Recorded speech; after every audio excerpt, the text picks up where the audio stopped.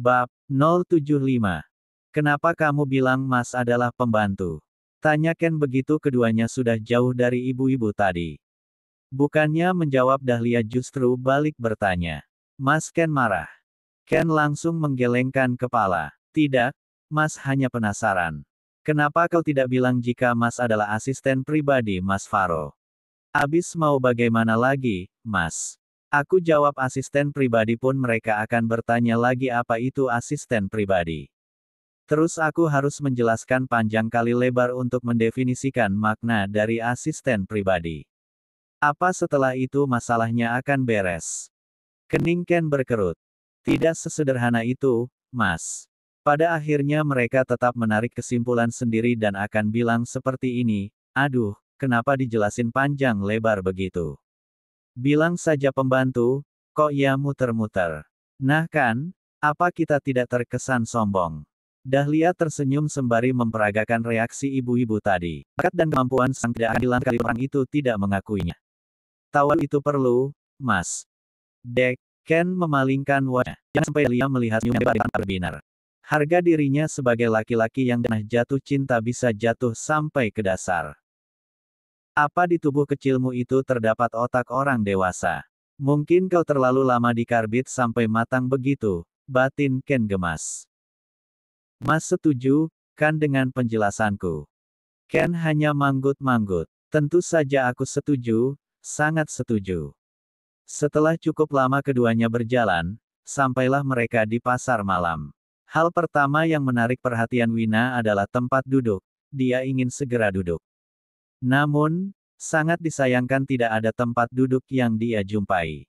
Sebelum hamil Wina tidak pernah merasa selelah itu, dia bahkan bisa menempuh jarak yang lebih jauh dari pasar malam, dan dia baik-baik saja. Namun, sekarang tubuhnya mudah lelah. Saat ini dia perlu istirahat. Apa tidak ada tempat duduk? Faro mengedarkan pandangannya ke sekeliling. Dia tahu apa yang dirasakan Wina. Tidak ada. Kalau mau duduk kita harus pesan makanan. Ada musola, tapi jaraknya lumayan jauh. Aku sudah tidak kuat jalan. Napas Wina terdengar sedikit memburu. Faro melambaikan tangan, Ken dan Dahlia mendekat. Kenapa, Mas? Tanya Dahlia. Kalian mau makan tidak? Wina kelelahan, dia harus istirahat.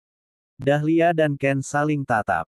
Sebelum berangkat mereka sempat makan gorengan pisang dan singkong buatan Dahlia, rasanya tidak sanggup jika makan makanan berat. Tampungan perut mereka tidak sebesar itu. Aku lelah. Wina berjongkok. Tanpa aba-aba Faro langsung menggendong tubuh Wina.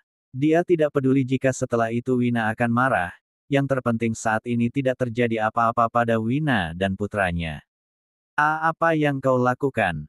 Wina menggeliat dalam pelukan Faro. Diamlah, jangan banyak bergerak. Kau bisa jatuh. Faro langsung masuk ke dalam warung bakso sembari menggendong Wina.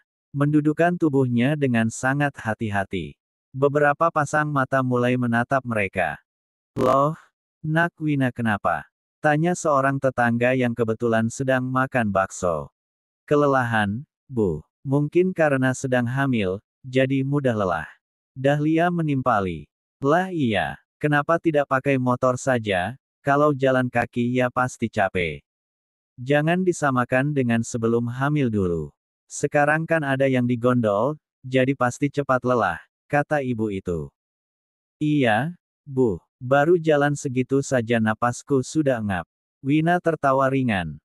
Beruntung suaminya pengertian, jarang-jarang lo ada suami yang pengertian begitu. Tanpa diminta langsung gendong. Yang seperti itu mah jangan sampai lepas nak Wina.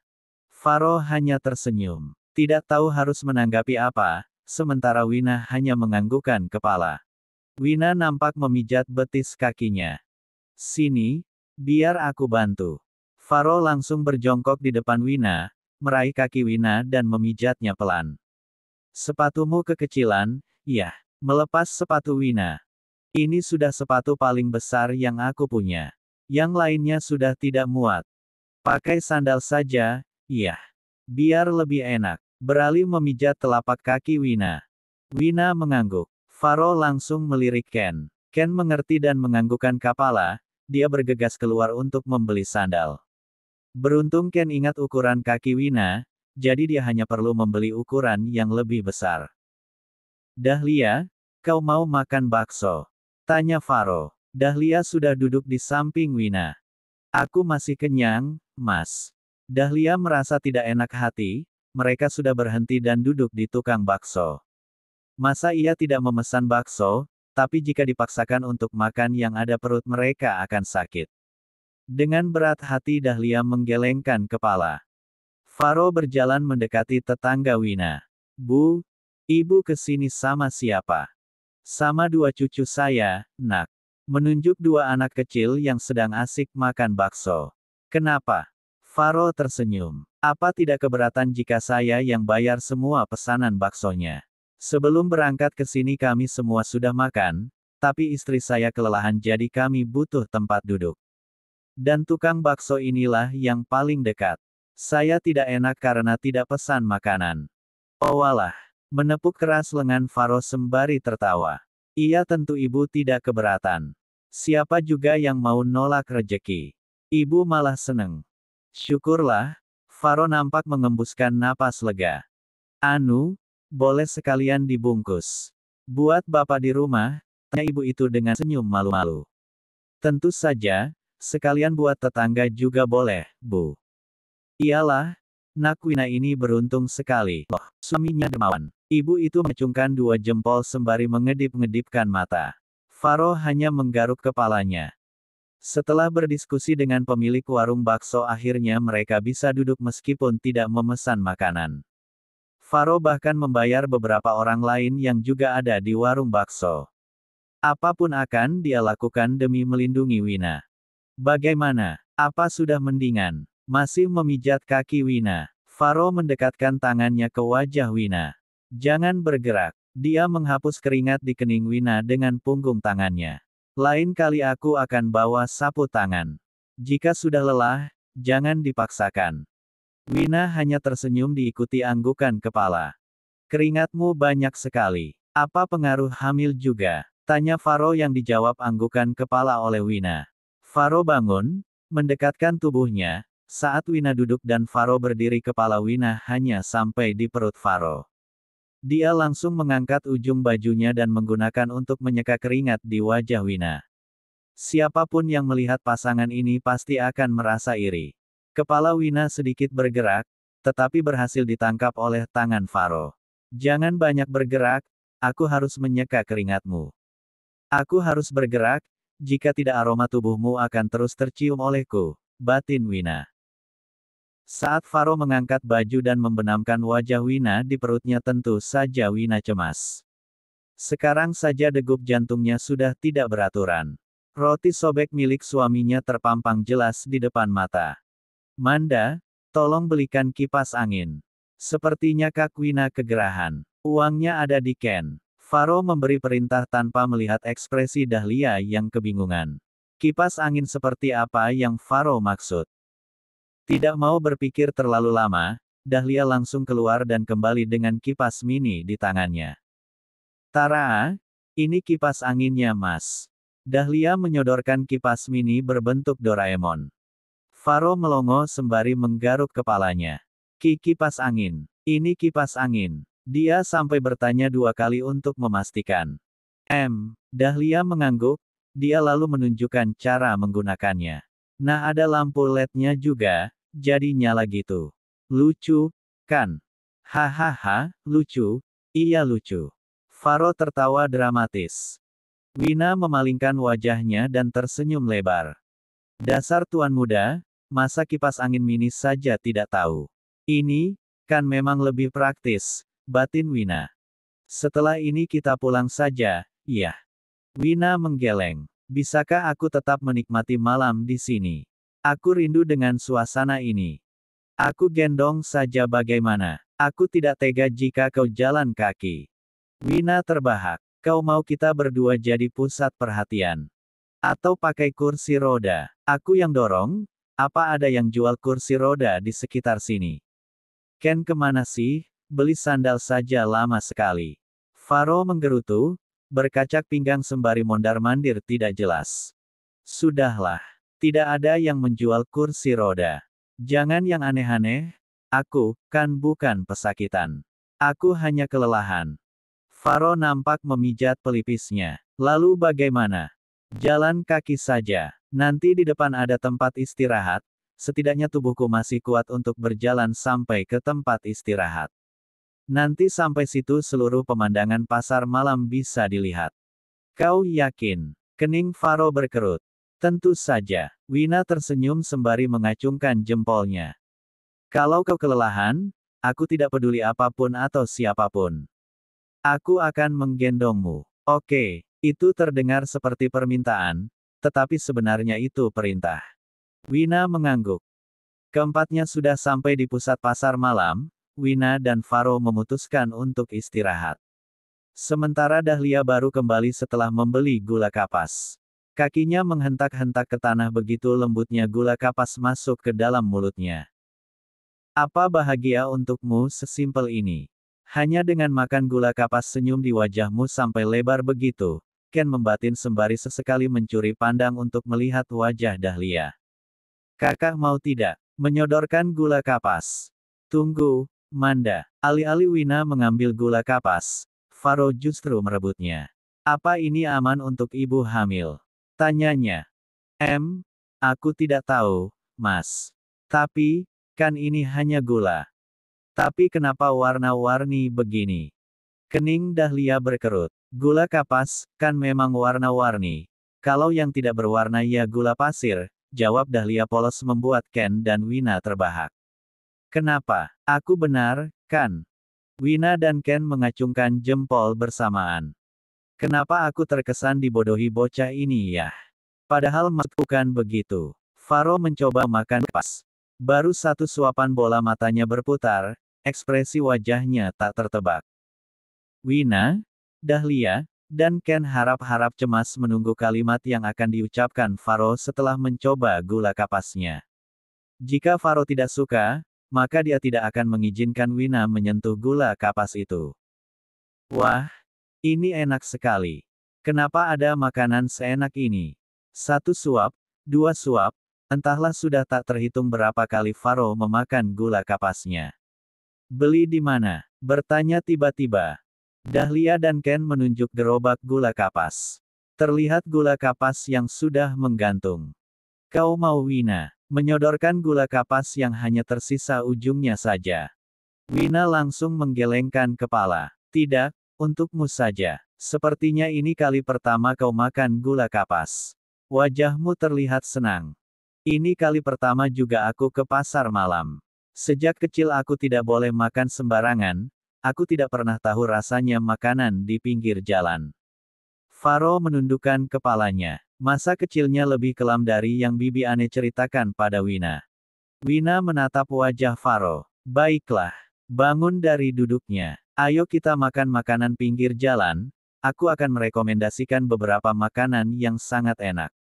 Wina mengulurkan tangannya. Faro terperangah, tidak percaya dengan yang dilihatnya sekarang. Ayo, ucap Wina sembari menggoyangkan tangannya. Faro tersenyum lebar sembari meraih tangan Wina. Keduanya berlalu pergi. Sebelum meninggalkan Ken dan Dahlia, Wina sudah berpesan jika jam 10 malam mereka harus bertemu di tempat yang sama. Lalu apa yang akan kita lakukan? Tanya Ken, kenapa rasanya seperti aku sedang kencan dengannya? Iya. Tempat wahana. Ken menatap biang lala yang sedang bergerak di depannya. Dahlia sudah ikut mengantre dengan pengunjung yang lain untuk menikmati wahana itu. Apa aku harus naik ini? Yang benar saja, umurku sudah 25 tahun, haruskah aku bermain permainan bocah begini? Batin Ken. Mas Ken, ayo. Ken terperanjat begitu namanya dipanggil.